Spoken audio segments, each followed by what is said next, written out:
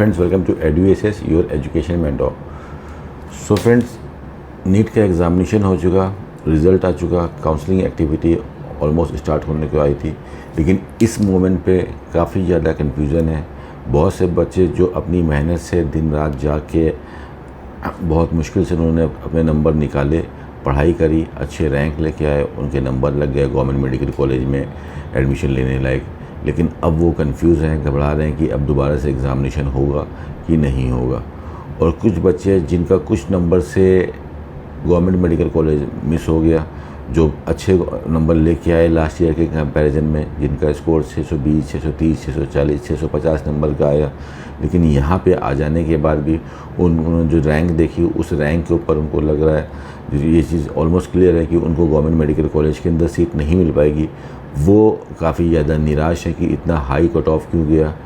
और जो paper leak के जो केसेस निकल के आ रहे हैं, उसमें जो रीनीट की जो डिमांड कर रहे हैं, पहले स्टूडेंट्स इसको डिमांड कर रहे थे, अब स्टूडेंट के साथ साथ और भी लोग इसके अंदर आ गए हैं, पॉलिटिकल पार्टीज़ भी आ चुकी हैं, काफ़ी कोचिंग सेंटर्स आ चुके हैं, और इंडिया में बहुत ज़्यादा मुद्दा चल रहा है कि इस रीनीट को एग्ज़ामिनेशन को कंडक्ट कराया जाए। तो आज का सेशन इसी के ऊपर है, बिकॉज इंडिया में आज की डेट में अगर हम देखते हैं तो ये जो पेपर लीक का जो फंडा है, ये जो पेपर में एग्जामिनेशन में जो चीटिंग की चीज़ है, ये बहुत ज़्यादा रेगुलर प्रैक्टिस के अंदर आ चुका है। अगर आप पिछले 5-6 साल का रिकॉर्ड उठा के देखोगे तो आपको मोर देन 40 डॉक्यूमेंटेड केसेस मिलेंगे जो अदर एग्जामिनेशंस के लिए इंडिया के अंदर होते हैं। हर साल नीट की ही परीक्षा को ले लीजिए, इस साल 2024 के अंदर ये चीज़ बिल्कुल सामने निकल के आई। पिछले साल, पिछले साल, हर साल किसी न किसी तरीके से जो चीटिंग एक्टिविटीज़ होती हैं उसको कंडक्ट कराने की लोग कोशिश करते हैं। कहीं पे कामयाब हो जाते हैं, कहीं पे कामयाब नहीं हो जाते हैं। कभी पेपर लीक के माध्यम से, कभी स्कॉलर वाले माध्यम से, कभी टेक्नोलॉजी ब्लूटूथ के माध्यम से। राजस्थान में केसेस निकल के आए थे कि स्लीपर के अंदर बच्चे अपने ब्लूटूथ लेके गए थे, तमिलनाडु में अलग चीज़ निकल के आई थी। तो इस पे एग्ज़ामिनेशन तो हर साल होता है। लास्ट ईयर हुआ, लास्ट ईयर भी कोशिश करी गई चीटिंग करने की, कहीं पे कामयाब हुए, कहीं पे नहीं हुए, उससे पहले भी हुए। अब दोबारा से जो रीनीट एग्ज़ामिनेशन हो रहा है, इसमें भी स्टूडेंट लोग ये चीज़ चाह रहे हैं कि जो हमारी जो रैंक नहीं आई है वो रैंक हमारी लग जाए। लेकिन अगर इसमें जो मेन जो प्रॉब्लम देखते हैं, जो अभी चीज़ जो चल रही है, वो ये है कि जो पेपर लीक हो रहा है इसको कैसे रोका जाए। अभी लास्ट ट्यूसडे को ही एक नया एक्ट इसके ऊपर पारित हुआ कि गवर्नमेंट ने जो लोग चीटिंग की जो एक्टिविटीज़ को कंडक्ट कराते हैं उसके ऊपर काफ़ी स्ट्रिक्ट पनिशमेंट्स रखे। 1 साल से लेकर 10 साल तक का इसमें जेल का ऑफेंस का एक्ट डाला, प्लस हैवी पेनल्टीज़ $1 मिलियन से 1 मिलियन रुपीज़ से 10 मिलियन रुपीज़ तक की इसमें पेनल्टीज़ रखी गई। लेकिन क्या इतना काफ़ी है? बिकॉज जिस हिसाब से चीटिंग के केसेस निकल के आ रहे हैं, हर बार कुछ ना कुछ नई तरीका ढूंढते हैं ये चीटिंग कराने वाले लोग। तो यहाँ पे गवर्नमेंट को जो अभी जो चेंजेस कर रहे हैं, इसके अलावा बहुत सारे और चीज़ों की ज़रूरत है। बिकॉज जो एक पुरानी कहावत है जो हम लोग सुनते हुए बड़े हुए हैं कि आवश्यकता ही आविष्कार की जननी होती है। तो अगर लोग डिमांड कर रहे हैं, स्टूडेंट में से, हम ही लोगों में से कुछ लोग ऐसे होते हैं जो चाहते हैं कि उनको कामयाबी तो मिल जाए लेकिन उनको मेहनत ना करनी पड़े, वो उसको अपनी कामयाबी को भी ख़रीद लें। तो काफ़ी लोग होते हैं, हम ही लोग में से मिले हैं, लोगों को पता नहीं, साथ में रहते हैं, साथ में उठते हैं, बैठते हैं। तो लोग डिमांड करते हैं कि भाई हमको पेपर मिल जाए, हम आपको पैसे दे देंगे। इसीलिए ये बिज़नेस चलता है और आज की डेट में इतनी ज़्यादा प्रॉब्लम निकल के आ रही है। तो क्या इसका कोई परमानेंट सॉल्यूशन हो सकता है कि नहीं हो सकता है? लाइफ है, लाइफ में चुनौतियाँ रहती हैं। This is a practical fact of life. ऐसा कभी लाइफ हो ही नहीं सकती धरती के ऊपर जिसके ऊपर चुनौतियाँ नहीं होगी। चुनौती होगी तभी लाइफ आगे बढ़ेगी, तभी लाइफ फ्रेश रहेगी। सो यहाँ पे जो अगर रीनीट का भी एग्ज़ामिनेशन होता है तो ये भी इसमें कोई गारंटी नहीं है। नेक्स्ट ईयर जो एग्ज़ामिनेशन होगा तो भी कोई गारंटी नहीं है कि अब आगे से चीटिंग नहीं होगी। बिकॉज जो चीटिंग कराने वाली जो टीम्स हैं, जो ये जो लोग हैं, ये जो बंदे हैं, ये हर साल कोई ना कोई नया तरीका ढूंढते रहते हैं चीटिंग करने के लिए। तो इसमें जो कंसर्न बॉडीज़ हैं, जो हमारे गवर्नमेंट की जो एग्ज़ामिनेशन को कंडक्ट करती हैं, जो इसको रेगुलेट करती हैं, जो इसको मॉनिटर करती हैं, यहाँ पे इनको भी अच्छी टेक्नोलॉजी का इस्तेमाल करना पड़ेगा। हर जो सेंटर्स होते हैं वहाँ पे अच्छी टेक्नोलॉजी का इस्तेमाल करना पड़ेगा कि जहाँ पे हर अलग अलग तरीके से हम डिटेक्ट कर पाएँ कि किसी भी तरह से, जैसे काफ़ी हैकर्स लोग भी इसमें इन्वॉल्व होते हैं कि कहीं से हैकिंग हो रही है, कहीं से कोई डिवाइस आ रही है कि नहीं आ रही है। सेंटर्स पे जो ड्यूटीज़ होती है वहाँ पे काफ़ी सख्ती दिखानी पड़ेगी और ये सब चीटिंग रुक पाए। और प्लस जो इसमें जो पनिशमेंट का जो सिस्टम है वो उनके ऊपर ज़्यादा है कि जो लोग पेपर को कंडक्ट कराते हैं उनके ऊपर ज़्यादा है, लेकिन कहीं ना कहीं जो पेपर को परचेज़ कर रहे हैं उसकी भी गलती है। कुछ बच्चों के चक्कर में पूरे के पूरे सारे बच्चों को सफ़र करना पड़ता है, कंट्री को सफ़र करना पड़ता है, टाइम लॉस होता है, इमोशनल लॉस होता है, फंड लॉस होता है, बहुत सारे लॉस होते हैं। तो जो लोग चीटिंग के अंदर इन्वॉल्व हैं, जिनको डिटेक्ट किया जा रहा है, जो बच्चों ने, जो पेरेंट्स, जो गार्जियन, जो इन सब के अंदर इन्वॉल्व हैं, जब तक इनको स्ट्रिक्ट पनिशमेंट से डराया नहीं जाएगा तब तक आने वाले टाइम में जो लोग हैं जिनके पास ऐसे ऑफ़र्स आते हैं कि भाई इतने रुपए का पेपर मिल रहा है, ये इतने पैसे दे दीजिए तो हम ऐसे पास करा देंगे, ये सब चीज़ करा देंगे, तो उनके अंदर, उनके मन में जब तक ये डर नहीं बैठेगा तब तक ये सब चीज़ें बहुत ही कॉमन रह रहेगी। तो इस सेशन से कहने का मतलब ये है कि रीनीट एक परमानेंट सॉल्यूशन नहीं है, ये तो कोर्ट का जजमेंट है। जहाँ तक प्रैक्टिकली देखते हैं, पैंडेमिक के बाद ये जो हमारा जो सत्र है, जो एकेडमिक सेशन जो स्टार्ट होता है, ये ऑलरेडी लेट हो चुका था, 3 महीने तक थोड़ा सा रिकवर होकर पीछे आया था। अब दोबारा से रीनीट होता है तो एक्सपेक्टेशन ये है कि नवंबर से दिसंबर तक जा सकता है। प्रैक्टिकली देखें तो अभी आज की डेट में प्रैक्टिकली संभव तो नहीं दिखाई दे रहा है रीनीट एग्जामिनेशन होने के लिए। ये सुप्रीम कोर्ट के ऊपर पूरी तरह से वो इंडिपेंडेंट रहता है कोर्ट, वो हर एक्सपेक्ट को देने के बाद सबसे बेस्ट ही डिसीजन लेंगे। 70% अगर आप हमारे हिसाब से पूछते तो रीनीट का जो कंडक्शन है वो पॉसिबल नहीं दिखाई दे रहा है, बट जो फाइनल जजमेंट है वो 8 जुलाई को सबके सामने आ जाएगा कि रीनीट होता है कि नहीं होता है।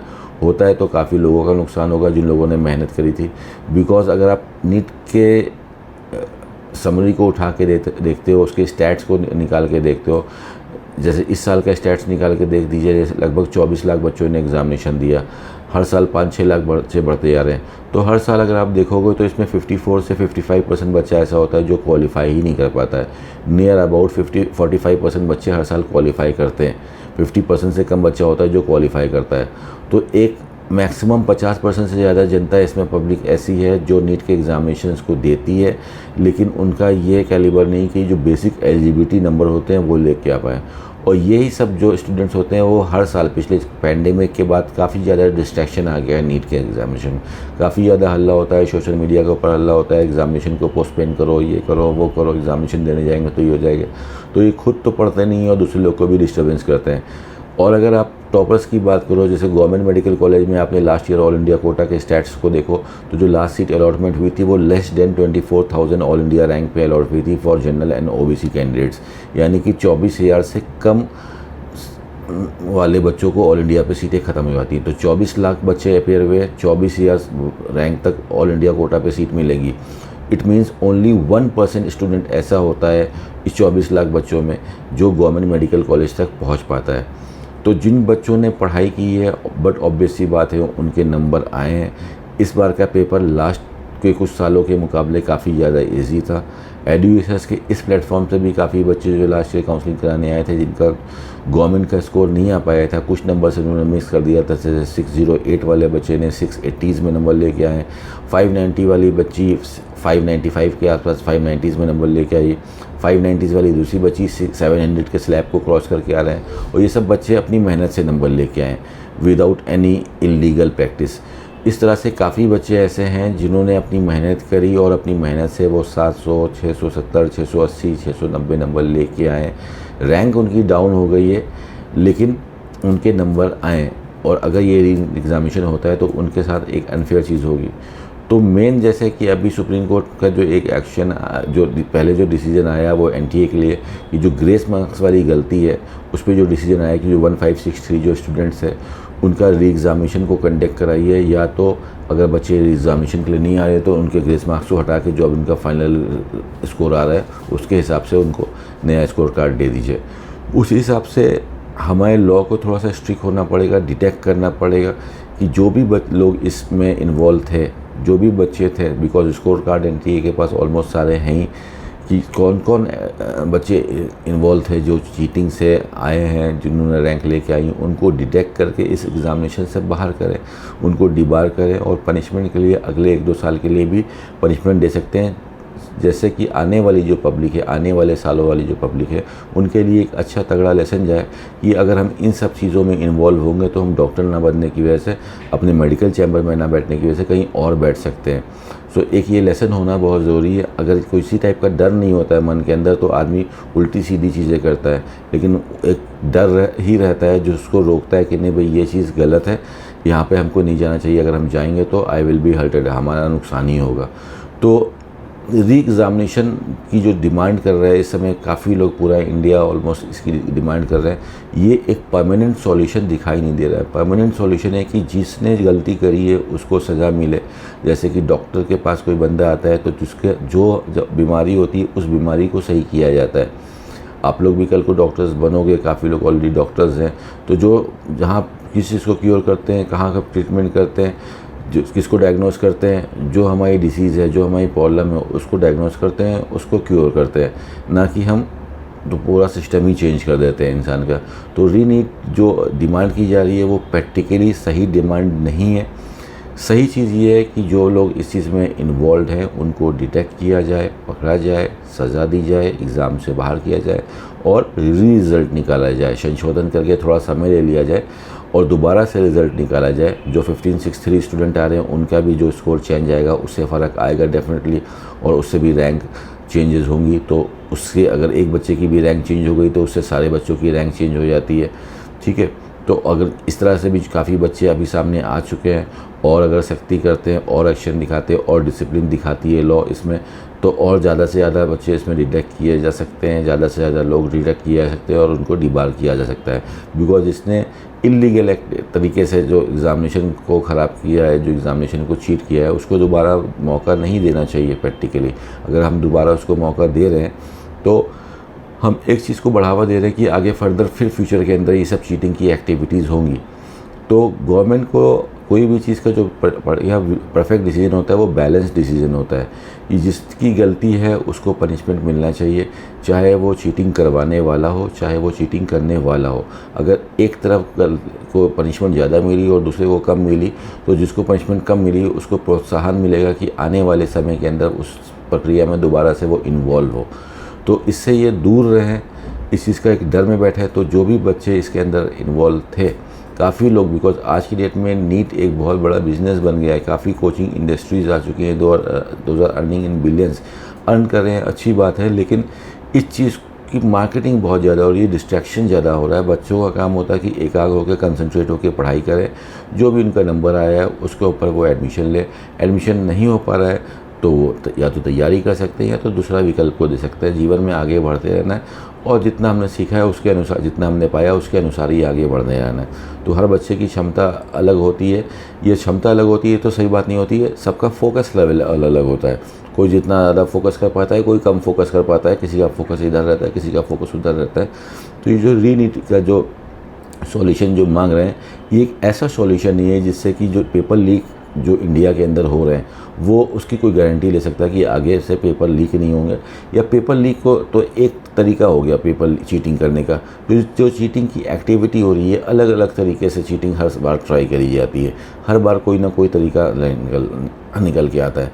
हम जैसे पढ़ते हैं प्लस एंड माइनस होता है, पॉजिटिव एनर्जी होती है, नेगेटिव एनर्जी होती है, अच्छे लोग लड़ते हैं, बुरे लोग लड़ते हैं, तो दोनों में अकल होती है, दोनों दिमागदार होते हैं, दोनों ताकतवर होते हैं। तो यहाँ पे क्या करना पड़ा कि जो अच्छे लोग हैं, मीन्स की जो बॉडीज़ हैं हमारी गवर्नमेंट की, जो इस एग्ज़ामिनेशन को कंडक्ट कर रही हैं, रेगुलेट हो रही हैं, इनको और ज़्यादा स्मार्ट होना पड़ेगा। समय के साथ जो अभी हमारी रिसेंट टेक्नोलॉजी है इसका अच्छा इस्तेमाल करना पड़ेगा। जो टास्क ग्राउंड फोर्सेस हैं उनको अच्छी और ज़्यादा मुस्तैदी दिखानी पड़ेगी जिससे कि इन सब चीज़ों को रोका जा सके और हम एक फेयर एग्ज़ामिनेशन करा रहे हैं इसका हम आगे एक संदेश भेज सकें। और अगर कोई गलत काम करेगा तो उसको गलत काम का क्या रिज़ल्ट मिलेगा, ऐसा नहीं कि लालच करेंगे, पैसा देंगे और हमको अच्छी रैंक मिल जाएगी। नहीं, पैसा देंगे तो पैसा भी जाएगा, प्लस आपका फ्यूचर भी बर्बाद हो जाएगा। You will be not studying in the medical colleges, you will be somewhere else, you can be behind the bars. इस टाइप का अगर आगे लेसन जाएगा तभी ये चीज़ रुक पाएगी। अदरवाइज़ आज की कंडीशन में बहुत ज़्यादा चीज़ें ख़राब होती चली जा रही हैं। जो मेडिकल का एग्ज़ामिनेशन है, और साथ साथ सिर्फ मेडिकल के नहीं, बाकी भी एग्ज़ामिनेशन को देखते हैं हम, इंजीनियरिंग के एग्ज़ामिनेशन को भी देखते हैं, मैनेजमेंट के एग्ज़ामिनेशन को देखते हैं, जो जॉब ओरिएंटेड एग्ज़ामिनेशन हमारे इंडिया के अंदर हो रहे हैं। सब जगह कोई ना कोई हर साल तरीके से चीटिंग की चीज़ें आगे बढ़ती चली जा रही हैं। सो इसमें वी आर एक्सपेक्टिंग कि जो कोर्ट 8 जुलाई को रिज़ल्ट देगा वो सबसे बेस्ट डिसीज़न लेगा, सबसे हर चीज़ को, सारे पैरामीटर्स को देखते हुए जो सबसे बेस्ट डिसीज़न होगा वहाँ पे आएंगे। कि अगर दोबारा से होता है तो काफ़ी ज़्यादा सेशन भी पीछे जाएगा। जो बच्चों ने अपनी पोटेंशियल से मार्क्स लेके आया है उनके साथ भी काफ़ी नुकसान होगा। तो बहुत सारे तरीके हैं जिससे चेक किया जा सकता है बच्चों को। गवर्नमेंट और ऑफिशियल्स और जजेस खुद इतने स्मार्ट हैं, तभी वो उस पोस्ट पे बैठे हैं कि उनको पता है कि कैसे हमको डिडक्ट करना है, री एग्ज़ामिनेशन करा सकते हैं हम सस्पेक्टेड स्टूडेंट का, तो उसी कि इसके मार्क्स जेन्युइन थे कि नहीं थे। और भी तरीका होता है, और मार्कशीट हैं उसके पास, प्रीवियस रिकॉर्ड्स हो, वहाँ से भी देख के भी हम अंदाज़ा लगा सकते हैं उस बच्चे ने लास्ट ईयर भी एग्ज़ाम दिया था, 2023 में भी दिया होगा, 2022 में भी दिया था, वो स्कोर और इस स्कोर को टैली कर सकते हैं। बहुत सारे तरीके से किया जा सकता है। तो अगर 100% नहीं, अगर 90% भी, 80% भी लोगों को डिटेक्ट करके अगर उनके साथ सही डिसीजन लिया जा सकता है, उनको सही पनिशमेंट दिया जा सकता है, तो आने वाले समय में कम से कम इस सब चीज़ों में लोग कम इन्वॉल्व होंगे और इस तरह से बाकी सबको परेशान नहीं होना पड़ेगा। फ्रेंड, तो आज का सेशन का जो मेन ऑब्जेक्टिव था यही बताना था कि रीनीट is not the permanent solution of cheating in examination in India.